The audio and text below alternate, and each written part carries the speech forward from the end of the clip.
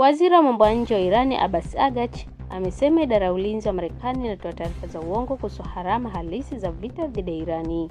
Kauli hiyo inajiri baada ya waziri wa ulinzi wa Marekani Pete Hegseth kusema kuwa Marekani imetumia takriban dola bilioni 25 katika vita hivyo.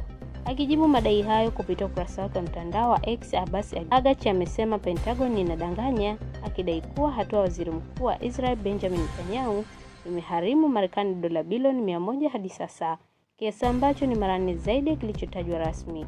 Araghchi ameongeza kuwa gharama zisizo za moja kwa moja kwa walipa kodi wa Marekani ni kubwa zaidi, akisema gharama za kila mwezi kwa kila familia ya Marekani inakaribia dola 500 na inaendelea kuongezeka kwa kasi. Amesema sera za Israel kwanza inaifanya Marekani kuwa ya mwisho.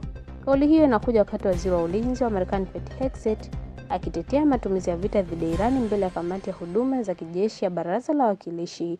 Hegseth amesema gharama za vita hivi hadi sasa inakadiriwa kwa dola bilioni 25, akisisitiza kuwa matumizi hayo yalikuwa ya lazima kuizuia Irani kupata silaha za nyuklia.